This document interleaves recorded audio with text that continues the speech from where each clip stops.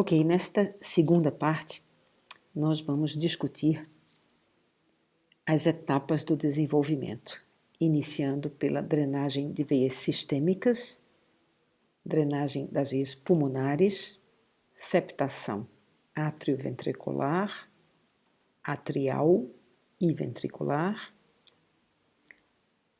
depois a septação do tronco arterial e, finalmente, a formação do arco aórtico.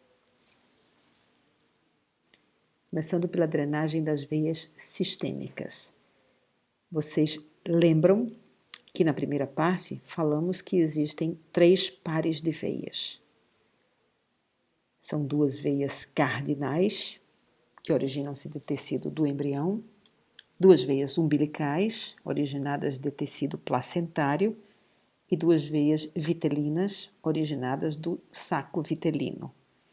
Essa é mais ou menos a conformação que nós temos das veias drenando naquele seio venoso.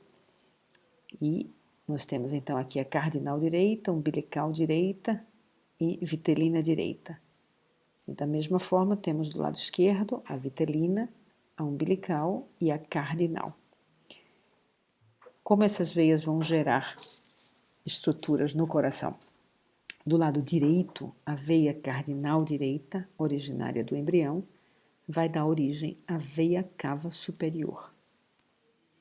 A veia umbilical direita tende a regredir e desaparece. E a vitelina direita dá origem à veia cava inferior. As 2 principais veias, as veias de retorno, para o coração. E as 3 veias do lado esquerdo se unem e dão origem ao seio coronário, que é a estrutura onde drenam as veias coronárias, certo? Vamos relembrar então, certo? As veias do lado direito originam as veias cavas, sendo que a umbilical é uma veia que regride e evolui. E as veias do lado esquerdo geram o seio coronário e recebem então o sangue das veias coronárias, do próprio miocárdio cardíaco. Vista a drenagem de veias sistêmicas, passamos para as veias pulmonares. A drenagem da veia pulmonar, ela se inicia com o crescimento de uma veia a partir da parede posterior do átrio esquerdo, que se chama de veia pulmonar primária. Entre o intestino primitivo e na frente a formação dos cotos pulmonares, também iniciam-se a formação das pequenas veias intrapulmonares. Essas veias intrapulmonares vão vir em direção ao coração e a pulmonar primária vai seguir em direção ao pulmão. Essas veias vão se encontrar e vão se fundir num único canal. Inicialmente existe então esse tronco longo, e à medida que o coração, o embrião, os pulmões crescem, essa distância vai diminuindo, isso vai se aproximando, e existe então uma incorporação daquela veia pulmonar única na parede do átrio esquerdo, e as 4 veias pulmonares passam então a drenar diretamente no átrio esquerdo. Relembrando, a partir do átrio esquerdo cresce uma veia pulmonar em direção aos pulmões, veias intrapulmonares crescem em direção ao coração. Se encontram e se fundem numa veia pulmonar comum, e com o crescimento essa veia comum é incorporada e as veias pulmonares passam a drenar diretamente no átrio esquerdo. Vimos a drenagem venosa. Vamos passar agora para a septação atrioventricular. Essa imagem do coração primitivo, estruturas migram para a linha média e se fundem, e essas estruturas são chamadas de coxins endocárdicos. São muito importantes na septação entre átrios, ventrículos e átrios e ventrículos. Essas estruturas elas vão gerar os folhetos septais das válvulas atrioventriculares, enquanto que protuberâncias de tecido endocárdico vão migrar também para se aproximar e, junto com as derivações dos coxins, formarão então a válvula tricúspide e a válvula mitral, ou seja, as válvulas atrioventriculares. Relembrando, os coxins endocárdicos se fundem na linha média, geram os folhetos septais das válvulas atrioventriculares e as protuberâncias de tecido endocárdico completam a formação da válvula tricúspide e da válvula mitral. Em relação à septação dos átrios, o interatrial, duas estruturas são importantes. Mais uma vez, os coxins endocárdicos e a própria parede atrial, tecido da parede atrial.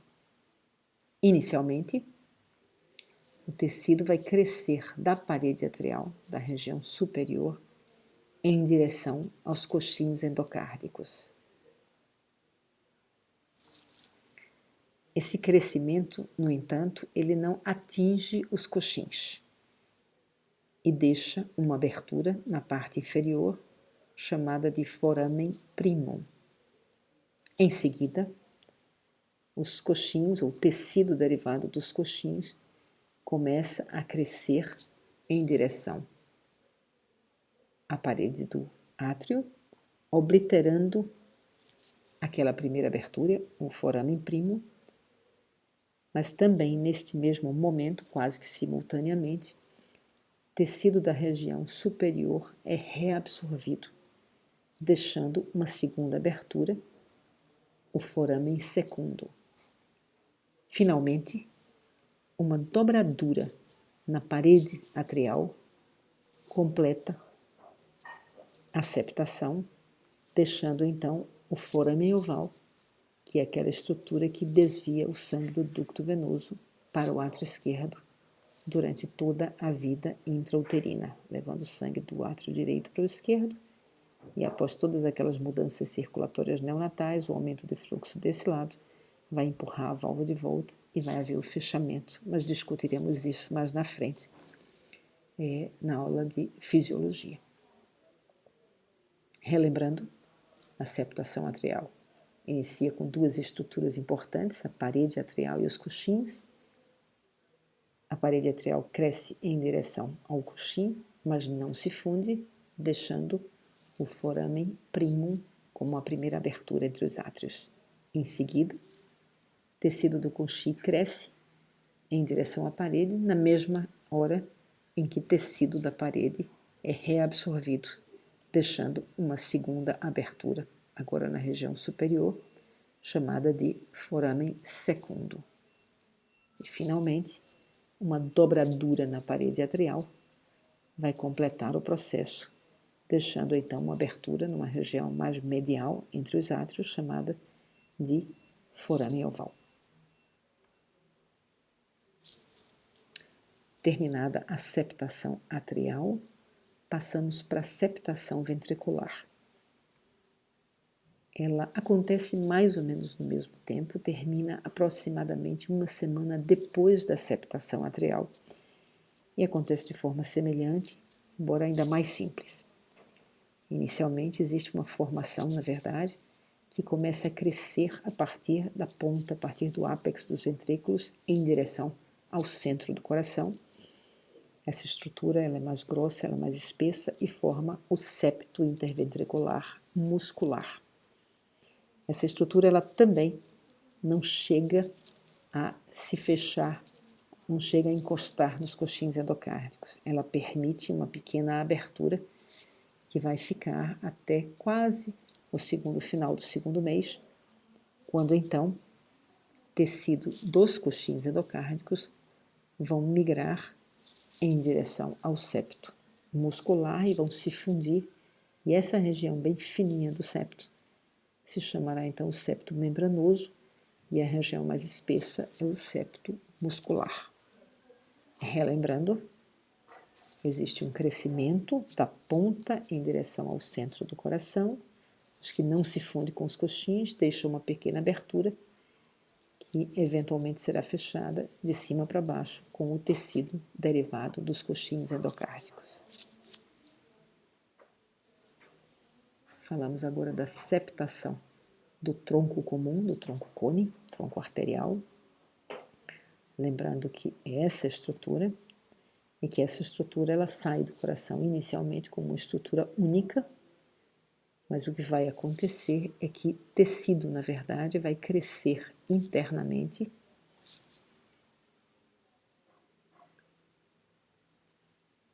e esse crescimento interno ele vai acontecer de uma forma espiralada em aproximadamente 180 graus, o que vai formar os dois grandes vasos e dar a sua conformação anatômica de estarem, na verdade, girando quase que um sobre o outro, ficando a aorta inicialmente mais posterior, o tronco pulmonar mais anterior, a aorta se dirigindo para formar o arco aórtico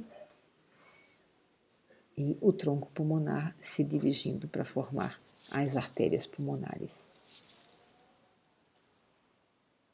Finalmente, na formatação do arco aórtico, vários processos acontecem. Tende a ser uma área um pouquinho mais difícil de lembrar, mas que vamos tentar tornar fácil através de alguns lembretes. Existem 6 pares de arcos aórticos. Desses 6 pares de arcos aórticos, o primeiro e o segundo par vão dar origem a artérias pequenas, artérias menores. Os maxilares, as estapídicas vão lá para o ouvido médio. E o quinto par, ele ou se degenera ou não se desenvolve. Então, na verdade, dos 6 pares, apenas 3 participam mais diretamente da formação do arco aórtico. Esse é o terceiro par, que forma, na verdade, as artérias carótidas. O quarto par, que forma parte do próprio arco aórtico e da artéria subclave direita. E o sexto par, que forma parte proximal da artéria pulmonar e do canal arterial. Então, entre o terceiro, o quarto e o sexto par aórticos, a maior parte das estruturas cardíacas é formada. Olhando diagramaticamente, desses 6 pares, 3 deles a gente não precisa lembrar tanto, os 2 primeiros formam artérias menores e o quinto é aquele que tende a regredir. O terceiro par forma as artérias carótidas, o quarto forma arco e subclávia e o sexto faz a septação do tronco cone e parte proximal do tronco pulmonar e canal arterial. Dessa forma, vimos aqui as várias etapas do desenvolvimento que ficam mais relacionadas ao segundo mês da diferenciação do sistema cardiovascular. Vamos finalizar aqui então a segunda parte e ainda teremos uma terceira, onde revisaremos rapidamente este assunto.